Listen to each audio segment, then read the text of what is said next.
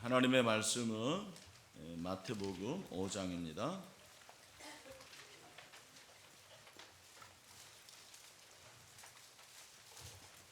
마태복음 5장 1절에서 3절 말씀 우리 다 같이 읽도록 하겠습니다. 5장 1절에서 3절입니다. 시작. 예수께서 우리를 보시고 산에 올라가 앉으시니 제자들이 나오니라. 입을 열어 가르쳐 이르시되 심령이 가난한 자는 복이 있나니 천국이 그들의 것이며. 아멘. 심령이 가난한 자가 복이 있다라는 제목으로 하나님의 말씀을 전하겠습니다. 제가 이번 세일의 기간 동안에는 이 산상수훈을 되는 만큼 설교를 하도록 하겠습니다. 여러분들이 설교를 들으시면 되고, 또 산상수훈을 암송을 하시기를 바랍니다. 5, 6, 7장이거든요. 5, 6, 7장인데 저도 초등학교 시절에 이 말씀을 암송을 해서 대회에 나간 게 기억이 나요. 근데 여러분들도 암송을 하고 목장별로 12월 첫째 주일에 오후 예배 시간에 암송 대회를 하려고 합니다. 그래서 1등은 30만 원, 2등은 20만 원, 이렇게 해가지고 암송 대회를 할 테니까, 특별히 그러면 이제 우리 목사님 소망부 목장은 어떻게 합니까? 그러는데 그분들은 특별 리그를 만들도록 하겠습니다. 그래서 따로 할 테니까 나머지 목장들은 다 암송을 해서 여러분들이 함께 그렇게 하나님의 말씀을 또 암송하면 좋겠습니다. 산상수훈이라는 것은 산상, 그러니까 산 위에서 수훈, 수훈이라는 것은 교훈을 줬다, 그런 말이죠. 이게 이제 한자죠. 한자인데 설교를 했는데 1절에 보면은 산에 올라가 앉았다. 그래서 입을 열어 가르쳐 이르시되, 산에서 설교해서 산상수훈이에요. 그러면 청중이 있어야 되잖아요. 누가, 참 설교자는 여러분 다 아실 테니까 누가 설교한 거예요? 예수님이 설교하신 거고, 청중은 누굽니까? 오늘 본문에 보니까 여기 보면 이제 여기에 대해서는 학자들마다 논란이 있는데, 무리를 보셨다 그랬고 제자들이 나왔다. 그래서 어떤 사람들은 이 무리가 이제 그 앞에 있는 24절부터 나오는 각종 병에 걸린 사람들, 고통당하는 자들, 귀신 들린 자들, 간질, 중풍병자들, 이 수많은 무리인데 그 중에서 몇 사람들이 예수님께 나와서 그 제자들에게만 설교했다, 이렇게 보는 사람도 있는 것 같아요. 왜냐하면 산상수훈의 내용이 굉장히 심오하고 그 깊이가 깊고 수준이 높아요. 그래서 이게 무리들이 지킬 수 있는 내용이 아니다, 이런 생각을 가진 사람들은 이 말씀은 청중이 제자들만이다, 이렇게 강조하기도 합니다. 그러나 제 생각에는 꼭 그런 것만은 아닐 것 같고요. 12명에게만 주시는 말씀은 아니고 제자와 앞으로 제자 될 사람들은 포함이 된다고 생각을 해요. 그 무리들 중에서도 아직 제자는 아니지만 하나님, 예수님의 말씀을 들으면서 나도 주님을 따라야 되겠다, 이런 마음을 가진 사람들이 나올 거 아니에요. 그래서 그분들까지 해당되는 것이 아닌가, 저는 이제 개인적으로 그런 생각을 합니다. 어쨌든 이 말씀이 오늘 나에게 주시는 말씀이라는 거죠. 왜? 우리는 모두 다 주님의 제자이기 때문입니다. 우리 주님의 제자니까. 오늘 찬양했잖아요. 우리는 모두 주님의 제자니까 우리가 이 말씀을 듣는 것입니다. 그러면 산상수훈을 한마디로 말하면 뭐냐? 저는 이렇게 말하고 있습니다. 산상수훈은 성경의 요약이다. 성경 신구약의 서머리가 바로 산상수훈이다. 왜냐하면 하나님 사랑과 이웃 사랑이 아주 잘 나타나 있어요. 하나님 사랑과 이웃 사랑이 나타나 있고, 그리고 천국의 대헌장이다. 천국 대헌장, 마치 천국의 법이에요. 헌법처럼. 보통 마그나 카르타 이렇게 얘기를 하죠. 천국의 대헌장인데, 오늘 우리가 이제 살펴보는 것은 이제 팔복을 말하는데, 팔복은 그리스도인의 성품이에요. 이제 심령이 가난한 자는 복이 있나니 천국이 저기 계시며, 애통하는 자는 복이 있나니 저희가 위로를 받을 것이며, 뭐 온유한 자는 복이 있나니 땅을 기업으로 받는, 이런 것들 이 8가지는 팔복인데, 우리는 복에 관심이 많은데, 그래서 이제 우리는 팔복이라고 그랬어요. 누가 먼저 얘기했는지 모르겠지만 팔복은 8가지 성품이에요. 신약의 갈라디아서에 성령의 9가지 열매가 나오지만 그것은 사도 바울이 말하는 거고, 예수님이 그리스도인이라면 당연히 이런 성품을 가져야 된다라고 하는 것이 8가지로 나와 있는 거죠. 여러분, 성품이 나를 말해줍니다. 우리가 어떤 사람을 만난다 그러면 그 사람을 만나는 것은 우리는 몸을 만난다고 생각하는데 그게 아니고 뭐를 만나는 거예요? 성품을 만나는 거예요. 여러분, 성품이 오래 가는 거예요. 성품에서 향내가 나는 사람이 있는 반면에 성품에서 악취가 날 수도 있는 거죠. 우리가 어떤 사람을 만날 때는 그 사람 만나고 싶다, 잘생겨서가 않아요. 처음 그냥 볼 때 잘생기고 외모가 훌륭하고 하는 것은 오래가지 못합니다. 여기 싱글들 잘 들으세요. 대한민국의 남자는 무조건 자기 배우자를 어떻게 생각하는 거예요? 첫 번째 조건이 예뻐야 된다. 그게 아니에요. 외모는 오래가지 못합니다. 한 50살 돼 보세요. 다 평준화돼요. 보면은 화장을 안 하건 안 하건 뭐 하건 다 비슷해지는 거예요. 그래서 외모는 오래가지 않습니다. 성품이 오래가는 거예요. 성품이 좋아야 돼요. 근데 여기서 말하는 성품은 세상이 말하는 성품이 아니고, 한번 따라합시다. 거듭난 자의 성품. 어떤 사람의 성품이라고요? 거듭난 자의 성품이에요. 성령으로 거듭난 사람은 이런 성품을 가져야 된다는 거예요. 저와 여러분이 다 성령으로 거듭난 사람인 줄로 믿습니다. 그렇다면 이 8가지 성품이 저와 여러분에게 있게 되기를 주님의 이름으로 축원합니다. 그 중에 첫 번째가 뭐예요? 다 같이 한번 3절 시작.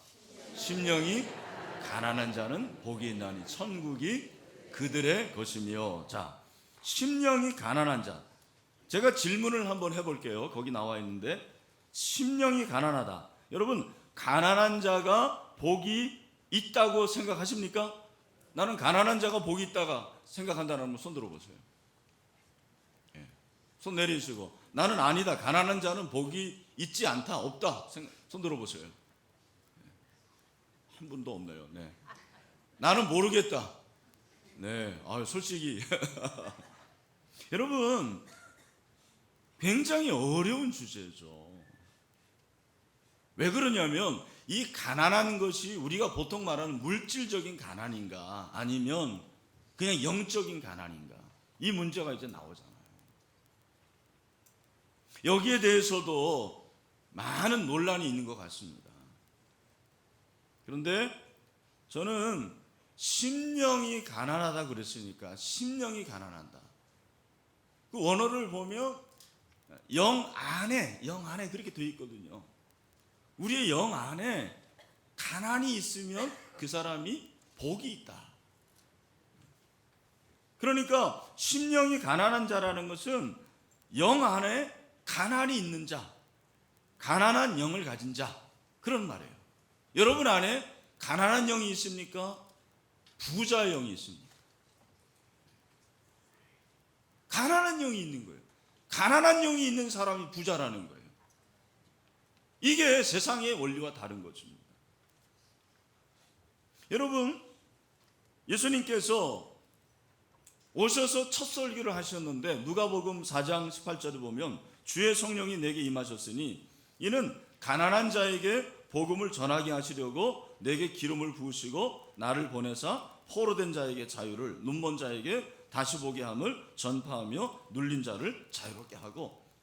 여기서 말하는 이 가난한 자는 정말 물질적으로 가난한 자예요. 예수님께서 물질적으로 가난한 자를 위해서 오셨고 물질적으로 가난한 자에게 기름을 부으시고 또 그들에게 정말 천국 복음을 전파하기 위해서 오셨습니다. 그리고 오늘 예수님께서 말씀하시는 것은 사실은 가난한 자가 이 세상에 있는 그런 기준, 그 기준과는 다르다라는 것을 우리에게 말씀하시는 것입니다. 여러분, 돈 많은 자가 복 받은 것입니까? 꼭 그런 건 아니거든요. 예수님께서 말씀하시는 부자와 가난의 기준이 그냥 물질로만 국한된다면 제가 볼 때는 그것은 한계가 있는 해석이라고 생각을 해요. 정말 예수님의 관심이 무엇인가? 우리의 영이 아닙니까? 내 영 안에 정말 가난함이 있는가? 이 가난함이 무엇인가는 또 말씀을 드리겠습니다. 우리는 자꾸 어떤 생각을 하냐면 눈에 보이는 것이 많아야지 좋다고 생각하는 거예요. 그래서 부자가 복이 있는 사람이고 돈이 많아야지 복이 있는 사람이에요. 집도 작으면 안 되고 커야지, 그죠? 집도 많아야지 부자라고 생각을 합니다. 여러분 정말 그렇다고 생각하십니까? 일면 그런 게 있죠. 그것이 전부가 아니라는 거예요. 그것이 전부가 아닙니다. 통영에 가면 유명한 게 있습니다. 통영에 유명한 게 뭐가 있어요? 충무김밥. 통영이 박정희 대통령 시절에 충무로 바꿨어요. 지명을. 그래서 통영에 유명한 게 충무김밥인데 제가 최근에 들은 얘기입니다.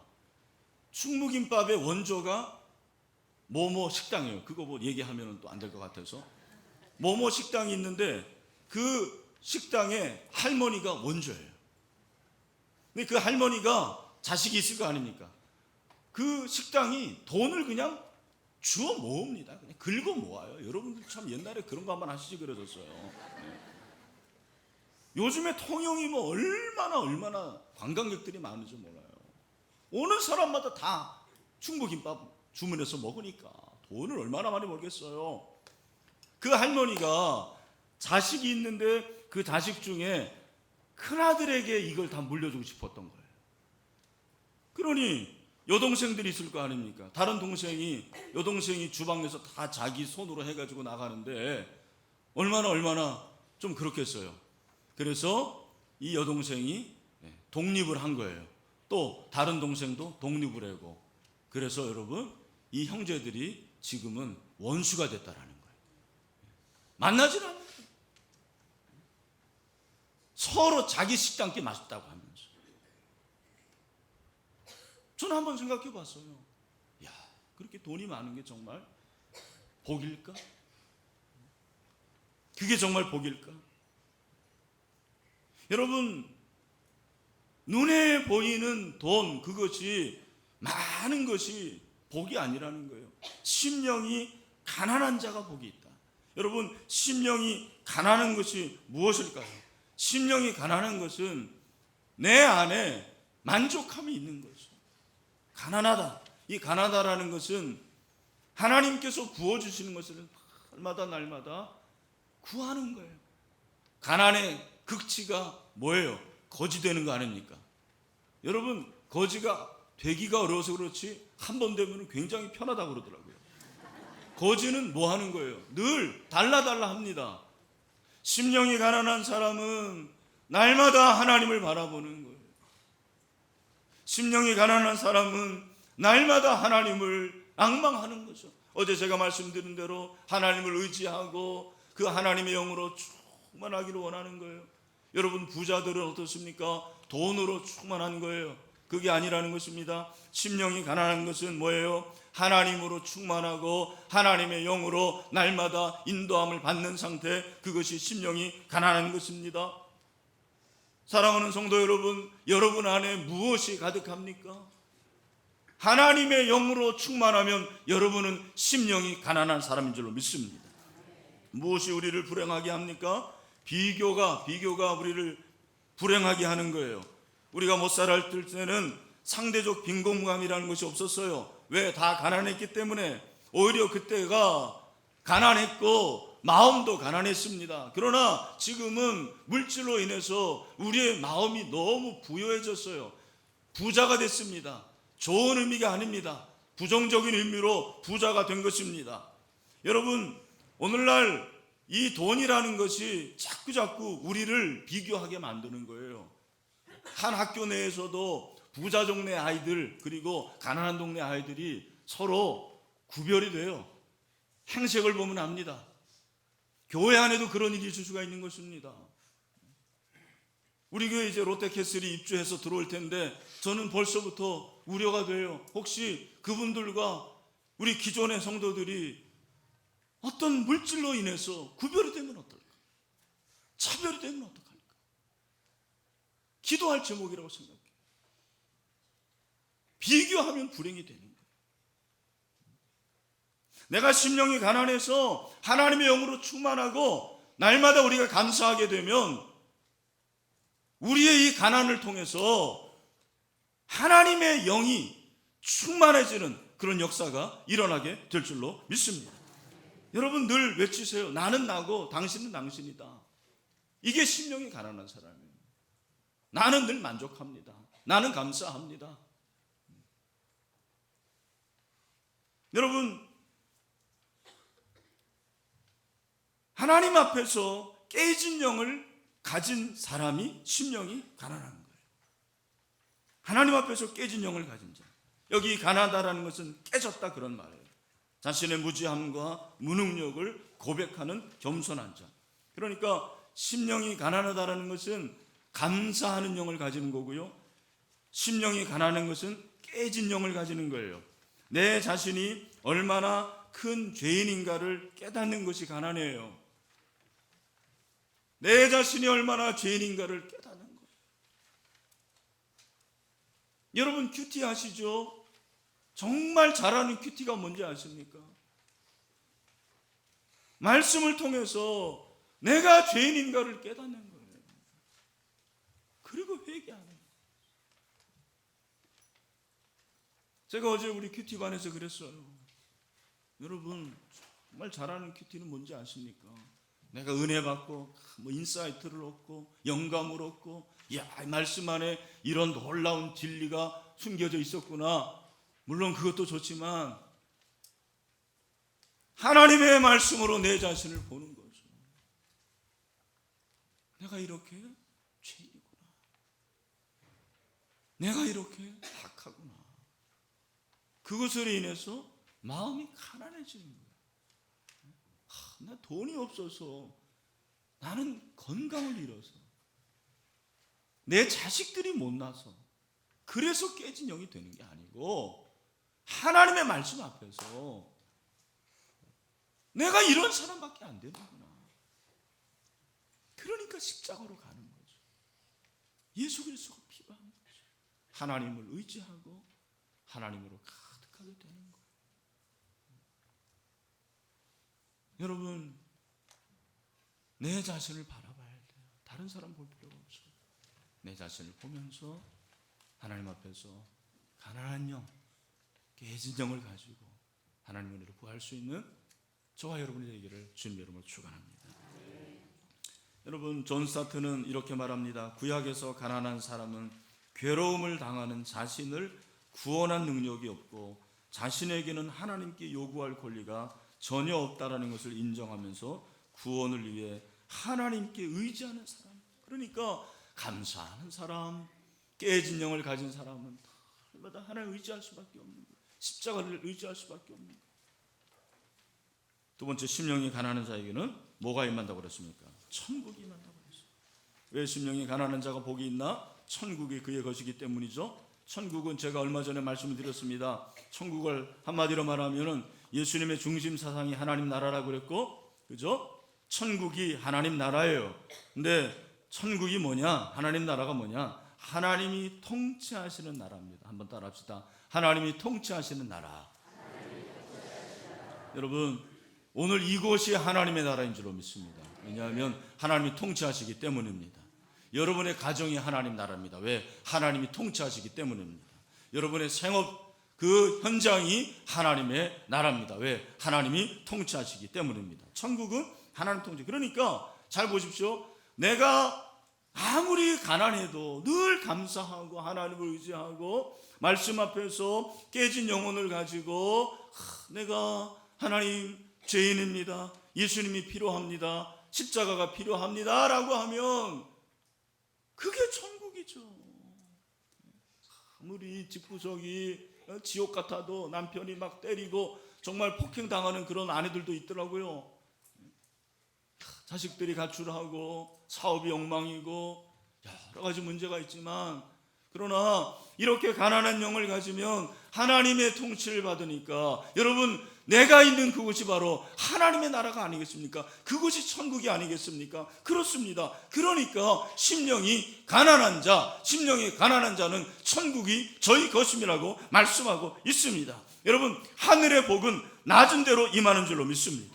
거지 나사로와 부자를 보세요. 누가복음 16장 19절부터 21절을 보니까 한 부자가 있어 자색 옷과 고운 베옷을 입고 날마다 호화롭게 즐기더라. 그런데 나사로라 이름하는 한 거지가 헌데투성이로 그의 대문 앞에 벌어진 채 그 부자의 상에서 떨어지는 것으로 배불리려 하며 심지어 개들이 와서 그 헌데를 핥더라. 여러분, 부자는 지옥에 갑니다. 그러나 이 나사로는 천국에 가는 거예요. 왜? 하나님의 통치를 받고 하나님의 다스림을 받으니까. 천국이라는 것은 하나님이 통치하시는 데 아닙니까? 하나님이 다스리는 곳 아닙니까? 참 저는 이 말씀이 너무너무 마음이 와닿아요. 심령이 가난한 자가 천국이 저희 것입니다. 복은 낮은 대로 임한다. 여러분, 교만한 사람에게는 천국이 임할 수가 없어요.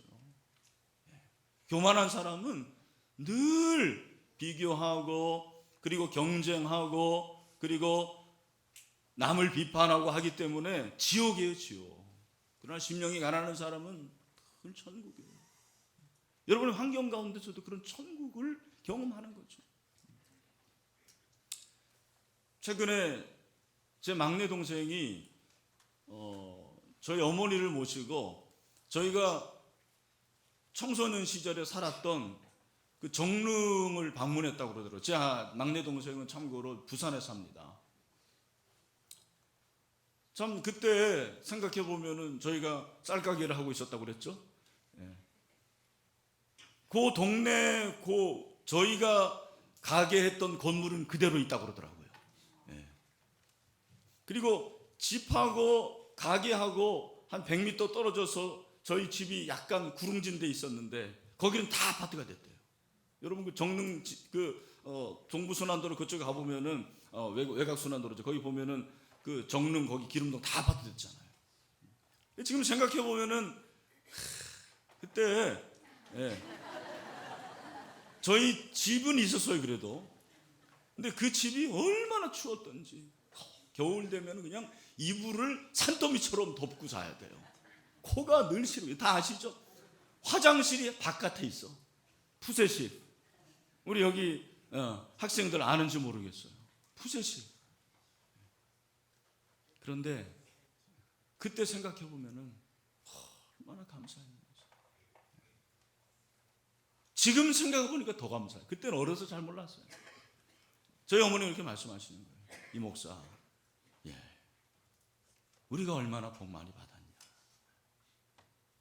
하나님의 은혜로 우리 세 자녀 다 예수 잘 믿고 다 사회에서 그래도 귀한 영향력을 발휘하고 얼마나 감사합니다. 제가 그랬어요. 어머니 맞습니다. 우리 가족처럼 복받은 가족이 어디 있습니까? 심령이 가난한 자가 복이 있고 그때 그게 천국이더라고요. 그게 하나님 나라더라고요.